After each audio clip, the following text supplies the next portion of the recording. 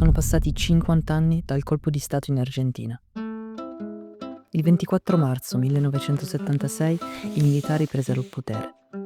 Questa data segna l'inizio di una delle stagioni più drammatiche della storia contemporanea del paese. A parlarcene sono Camillo Robertini, professore di storia e istituzioni delle Americhe presso l'Università di Messina, e Daniel Vovic, professore di storia argentina contemporanea presso l'Universidad Nacional de General Sarmiento di Buenos Aires.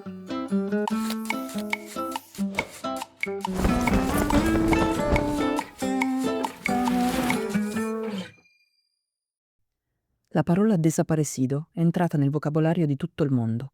Perché la dittatura argentina scelse questo metodo, far scomparire le persone nel nulla, invece di arrestarle o ucciderle apertamente? Bueno, tiene que ver con dos factores, básicamente. Un factor es el gran impacto internacional que tuvo la enorme represión a ojos de todo el mundo que realizó el régimen de Pinochet, sobre todo en las primeras semanas del golpe, y que generó un repudio generalizado en buena parte del mundo. Entonces, lo que los militares argentinos en el 76 intentaban era hacer una represión tan o más grande que la de Pinochet, pero que no se viera, para evitar el aislamiento internacional y las críticas. Las críticas llegaron de todas maneras, pero un poco más tarde, ¿no? La imagen que pretendían dar era que, en todo caso, la represión era la continuidad de los grupos de extrema derecha o algunos sectores militares jóvenes que no respondían al presidente ni al jefe del ejército, que escapaban a su control. Hoy sabemos que era un plan sistemático, pero era un plan de ocultamiento, digamos, sobre todo ante la opinión pública internacional, sobre todo ante las potencias occidentales. Eso por un lado. Por otro lado, las Fuerzas Armadas y policiales argentinas venían reprimiendo tanto a las guerrillas como a movimientos sociales no armados, bueno, hacía muchísimos años. En el caso de las guerrillas, ellos habían hecho una represión más o menos legal durante la dictadura anterior, la dictadura que va del 66 al 73. Básicamente, la acción de la guerrilla viene del 69 al 73, y los guerrilleros presos fueron indultados. Entonces hubo como una decisión de los militares de evitar nuevamente dar un combate para que después la democracia termine con eso. Entonces sí, bueno, esta vez los matamos. No los podemos matar a la luz del día, pero los matamos. Entonces hay también allí una idea de venganza contra las acciones armadas de la guerrilla. El problema es que no solo mataron guerrilleros, ¿eh? Además que la mayor parte de los asesinados no eran guerrilleros, sino militantes sindicales, estudiantiles, de partidos, etc. Pero la decisión de la desaparición de personas como sistema es esta, ¿no? El ocultamiento. Sì, si può aggiungere che la metodica della disapparizione, quindi di far scomparire i corpi senza raccontare ai familiari e alla società quello che stesse accadendo, deriva anche da una visione ideologica del problema dell'ordine interno, cioè una visione che affonda le proprie radici nella guerra fredda, in una dottrina che abbraccia l'esercito argentino come quelli latinoamericani di considerare gli oppositori, i guerriglieri, i professori di scuola o di università dei nemici interni, no? Quindi in una dottrina nella quale l'esercito e le forze armate in generale si scontrano contro un nemico interno, l'unica soluzione possibile è l'eliminazione fisica del nemico. E questa concezione della realtà argentina accompagna i primi anni della dittatura e contribuisce a questa strana dittatura, se vogliamo, cioè una dittatura che di giorno si presenta come un governo legale, che quindi funziona per decreto con la designazione del capo dello Stato all'interno della giunta militare, e che la notte fa scomparire non attraverso forze armate che vanno vestite di tutto punto, ma spesso travestite, fa scomparire gli oppositori. Quindi questa doppia faccia della dittatura legale, moderata, cattolica, Videla stesso si autorappresenterà e verrà rappresentato nei media proprio come un moderato, contribuisce a dare una iniziale legittimità a un regime che appunto si autopercepisce, si autoracconta come normale, e che invece di notte commette violazioni dei diritti umani mai viste nella storia non solamente dell'Argentina ma dell'America Latina.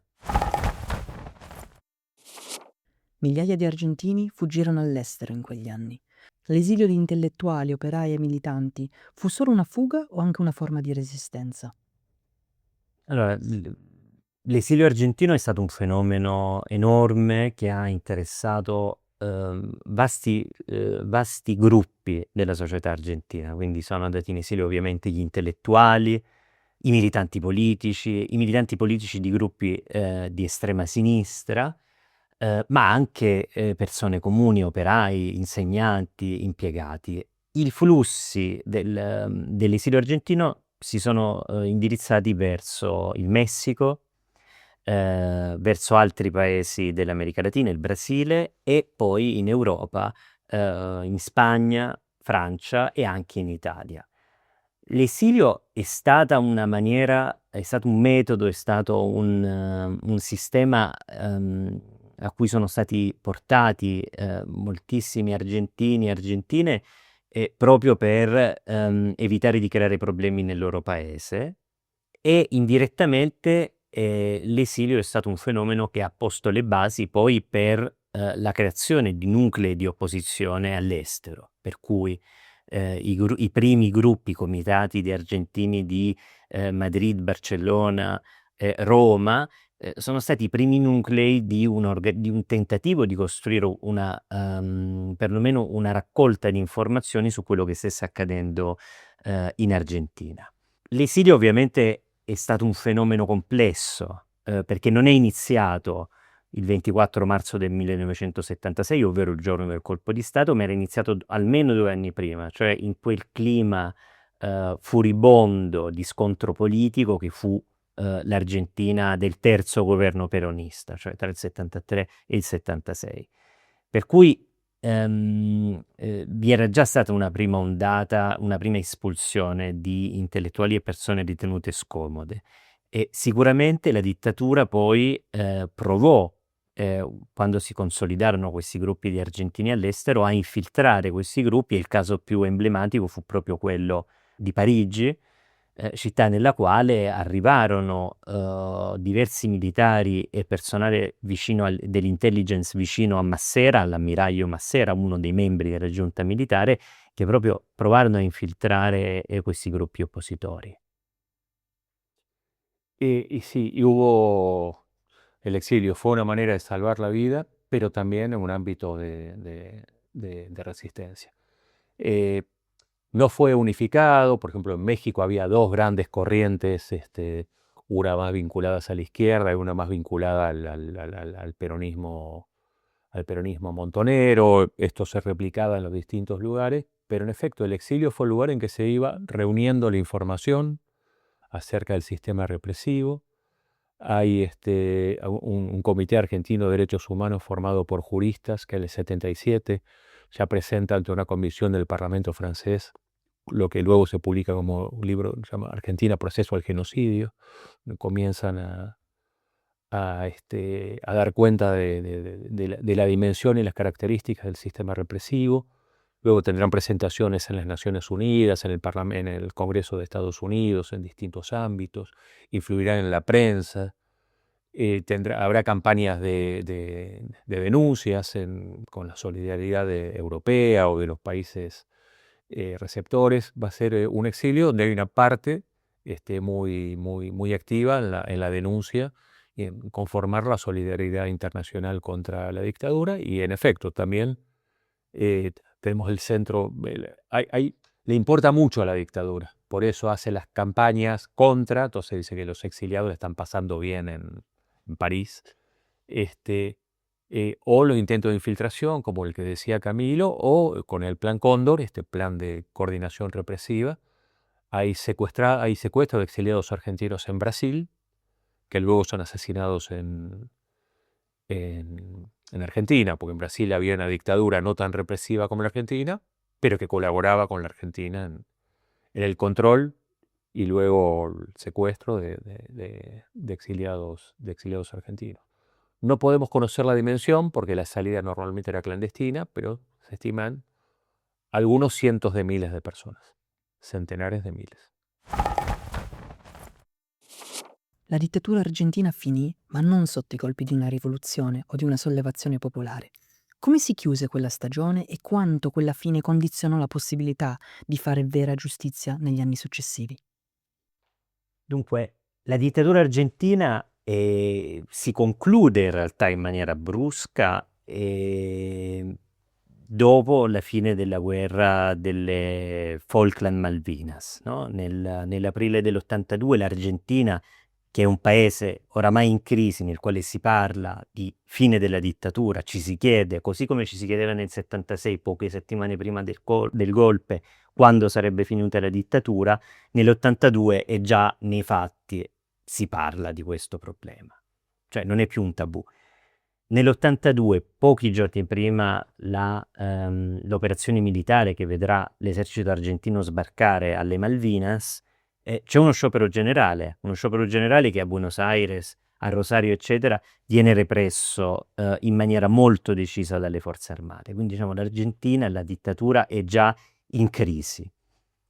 Il momento in cui tutto sembra che si possa salvare, sia la dittatura che quindi il progetto di quello che loro stessi chiamarono processo di riorganizzazione nazionale, è proprio il momento così come era stato il Mondial 78, quindi un momento di mobilitazione patriottica, e la guerra delle Malvinas. Guerra delle Malvinas che è una grande scommessa. È una scommessa per diverse ragioni. Intanto perché si pensa che potendo riconquistare questi territori australi popolati da una popolazione anglofona di origine scozzese, isole controllate dal Regno Unito, gli argentini avrebbero dimenticato rapidamente la crisi economica e sociale che viveva il paese. Ed è una sfida perché si pensa che l'Inghilterra non sarebbe intervenuta perché Margaret Thatcher era impegnata in quel processo anche lì di trasformazione dell'Inghilterra in una grande lotta contro i sindacalisti delle miniere di carbone.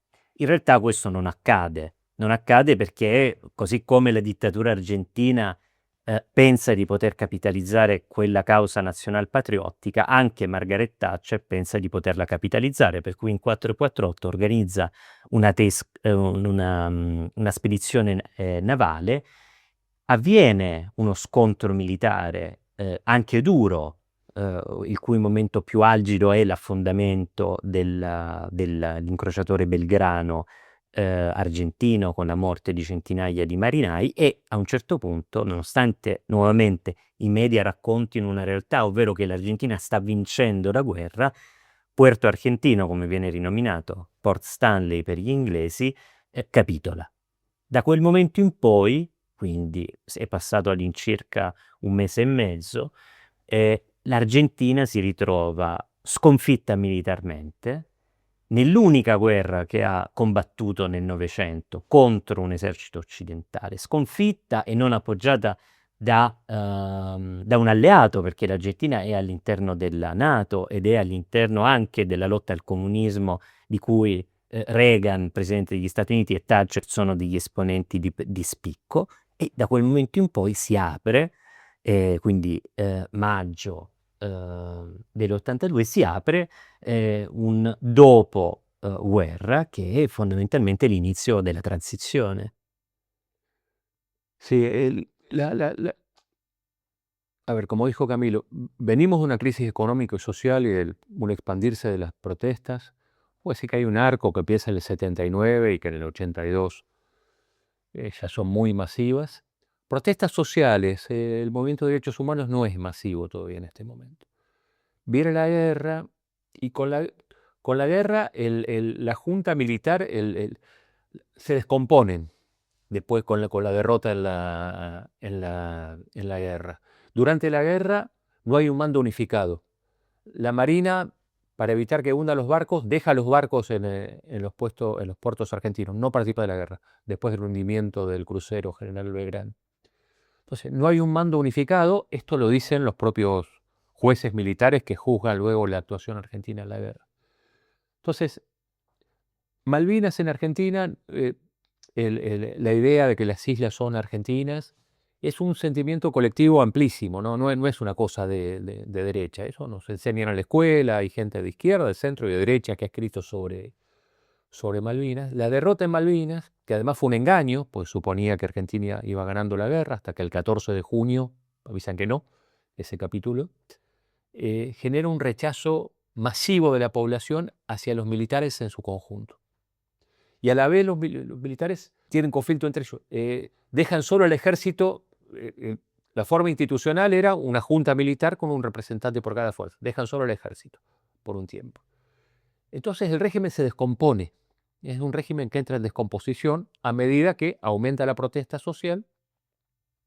Hay un mayor conocimiento acerca de las características de la represión y hay una mayor audibilidad para el movimiento por los derechos humanos.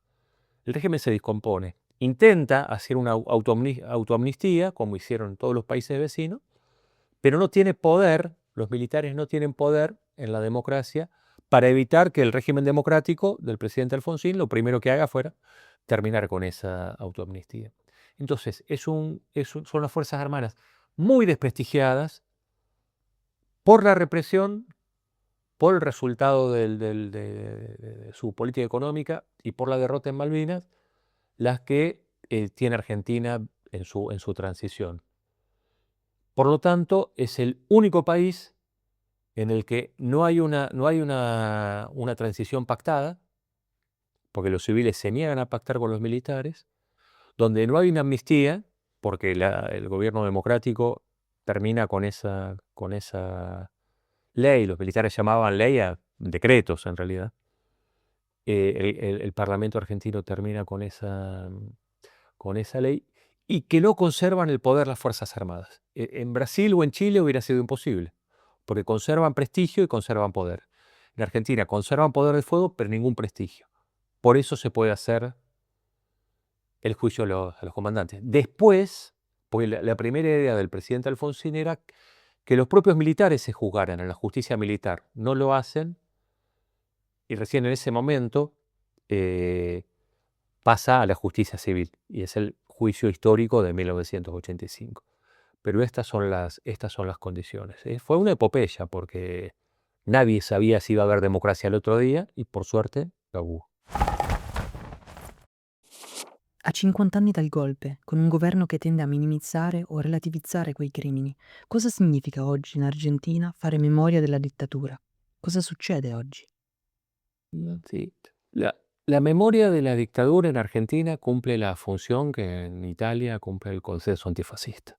Digamos, es como la piedra fundamental sobre la que se construyó la democracia argentina. Es decir, la democracia se construye como en oposición a la dictadura, suponiendo valores como los derechos universales, los derechos humanos, pero también los derechos sociales. Como valor, que se haya realizado es otra cosa, ¿no? Pero como valor, en su campaña electoral del año 83, el que sería presidente, Alfonsín, decía: con la democracia se come, se cura y se educa. Esa es la idea de una democracia sustantiva, no solo elegir, sino una democracia que permita la alimentación, el acceso a la educación, el acceso a la salud, acceso a los derechos sociales, que la dictadura había negado, ¿no? Y el fin de la intervención militar en la vida política argentina, que no empezó en 1976, sino en 1930. La creación de la Comisión Nacional de Desaparición de Personas en el 84, la primera de las comisiones de verdad que se dan en América Latina, construyó un relato estatal sobre la dictadura. Mostró en un relato las características de la represión. El juicio del 85 contribuyó a visibilizar la naturaleza del crimen cometido. Entonces, y a la vez la transformación de los partidos políticos, porque la Unión Cívica Radical, el partido del presidente Alfonsín, que era un partido conservador, se convirtió en aquel momento en un partido más bien socialdemócrata, y el peronismo, que va a ser, que en el primer momento queda en manos de la derecha sindical de viejo tipo, también va a sufrir una renovación muy importante, que le va a convertir en un partido moderno, social cristiano, digamos, en su momento.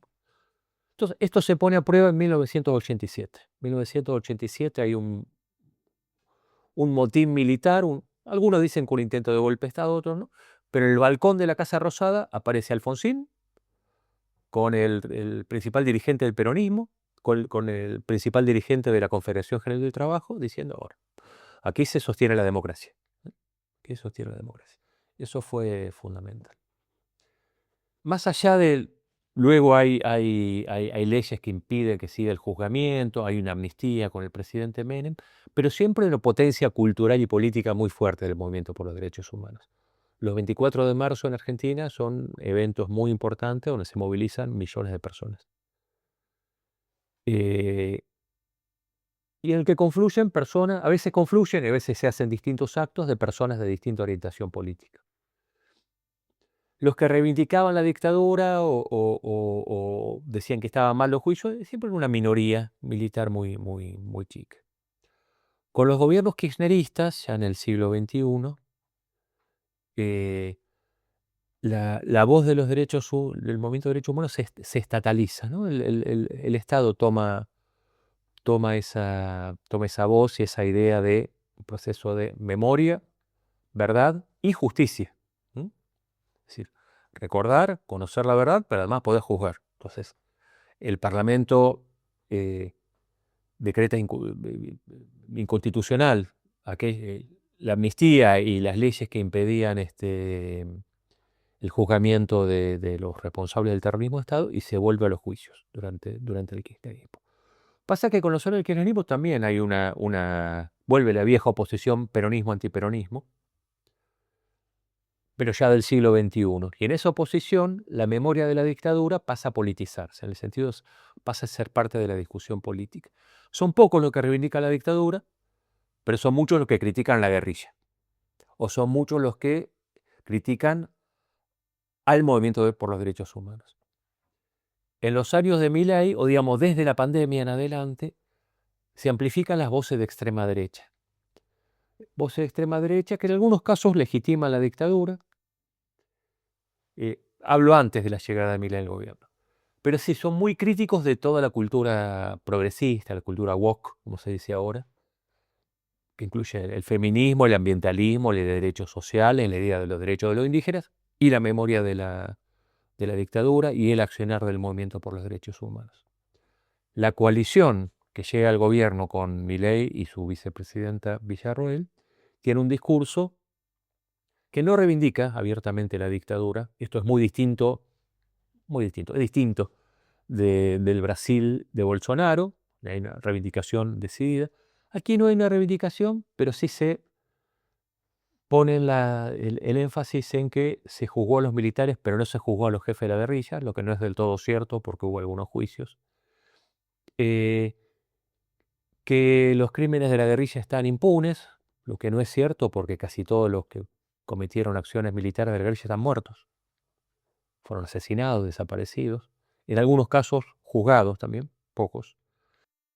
Y entonces dicen que bueno, que en Argentina se cuenta la mitad de la verdad, que falta contar la otra mitad, y que además, sobre todo, se desprestigia al movimiento de derechos humanos. Dice que no es una causa legítima, sino que hay gente que está ahí para ganar dinero. El gobierno de Milei no terminó con los juicios, sin embargo, siguen los juicios, sin el apoyo estatal, pero siguen los juicios. No terminó con las instituciones de memoria, los museos, los memoriales, pero los desfinancia.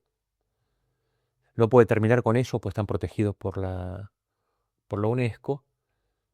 Sí, dejó de financiar también, por ejemplo, el banco de datos genéticos, muy importante para la acción de las abuelas de Plaza de Mayo, para que se conserven datos genéticos de los abuelos, tíos, hermanos de niños secuestrados en su momento o niños que nacieron en cautiverio para poder recuperarlos en algún momento. De los 500 o 600 niños secuestrados se han recuperado 143, gracias a la labor de abuelas. Todos los gobiernos argentinos tuvieron alguna relación con abuelas de Plaza de Mayo. Todos. No. Las demoniza como parte de un enemigo. Entonces, la memoria de la dictadura está en el centro del combate político. Por ahí no en la voz del presidente, pero sí la política pasa por las redes, ¿no? Entonces, por ahí es menos argumentación que un meme o que un chiste, lo que aparece. Y en efecto hay un bloque de extrema derecha cuyo voto es orientado por la política anti-woke, que incluye el combate a esta memoria de los derechos humanos. Pero existen también investigaciones recientes que muestran que aún entre los votantes de Milei hay gente una parte importante, que considera que los juicios deben continuar, porque todavía tenemos hoy juicios, que los militares deben seguir presos y que la dictadura fue una atrocidad. A lo sumo pueden decir, bueno, ya pasó mucho tiempo, no le demos tanta importancia, pero no son negacionistas ni defensores de los militares. Votan estratégicamente pese a esto, porque quieren terminar con la inflación o un régimen económico liberal, o porque quieren terminar con el peronismo, ¿no? Pero no votan por esto. Entonces ese da una luz de esperanza, digamos, acerca de que las lecciones trágicamente aprendidas durante la dictadura y transmitidas a lo largo de estos 40 años de democracia, todavía tienen sus efectos, que no están derrotadas por esta batalla cultural de la extrema derecha. No, su questo si può aggiungere una cosa, che in un certo senso è un ponte tra quello che succede con l'uso della memoria del passato tra America Latina ed Europa.